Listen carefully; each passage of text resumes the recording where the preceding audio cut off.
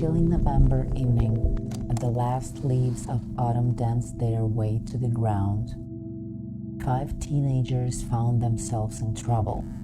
Their old car, a rickety red sedan that had seen better days, spluttered and coughed before finally coming to a halt. They were in the middle of nowhere, surrounded by stretches of barren land and the occasional skeletal tree swaying in the wind. The sun had dipped below the horizon, and the approaching darkness brought with it a biting cold that crept through the jackets. The teens were a mix of fear and frustration as they realized they were stranded. They had planned a fun Thanksgiving getaway, a break from college exams and papers, not this eerie pause in an unknown place. Their options were bleak with no cell service and the nearest town probably miles away.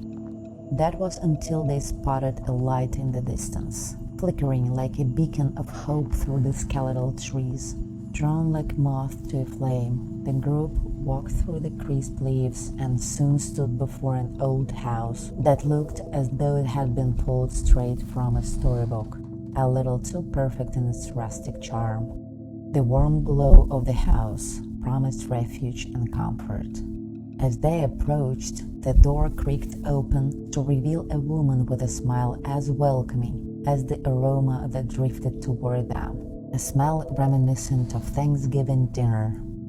The woman, Mrs. Harper, was a widow who lived alone. She ushered them inside with a kindness that seemed to melt away the cold.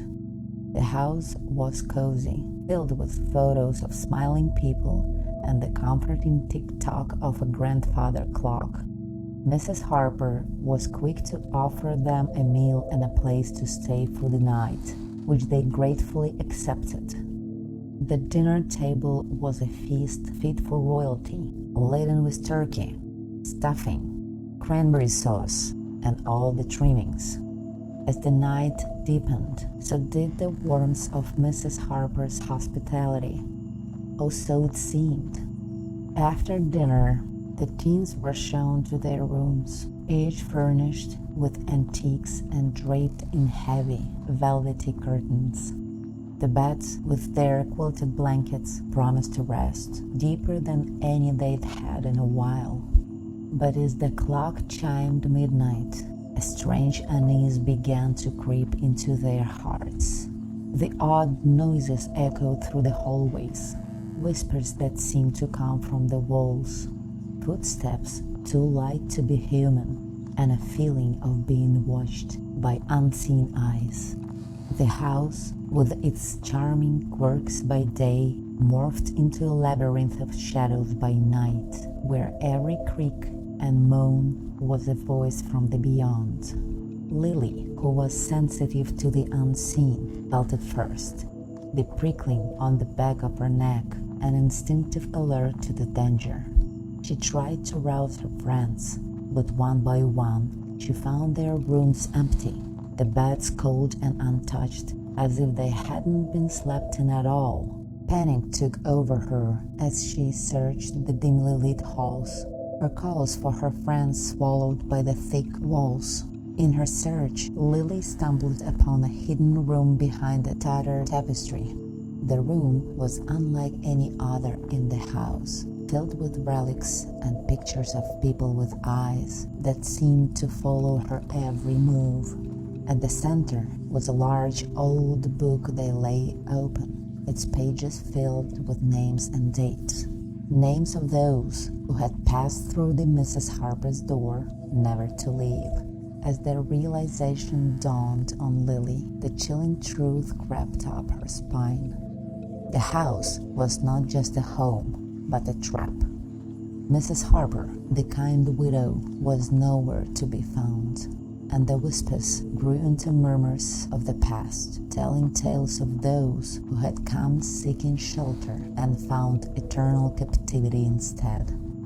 The air grew colder and the shadows darker as Lily's breath became visible in the moonlit room.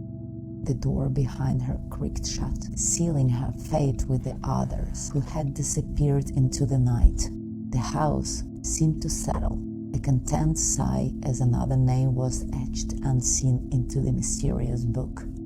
Outside, the wind continued to whisper through the trees, indifferent to the lost souls within. The house stood silent on the horizon, waiting for its next unwary guest, while the pages of the old book fluttered in anticipation of a new name. Always read the reviews before you check in, my dear creatures. Of course, when your car chooses to breathe its last in the middle of the nowhere, options tend to be scarce. But let this tale to be a reminder that not every invitation to a warm-up and chow down is as innocent as it seems. Next time you stumble upon an isolated house with a Thanksgiving spread just waiting for uninvited guests, maybe, just maybe, consider dining and dashing before midnight rolls around. After all, there is a fine line between a guest and a ghost, and it's usually written in the fine print, or in this case, an old dusty book in a hidden room.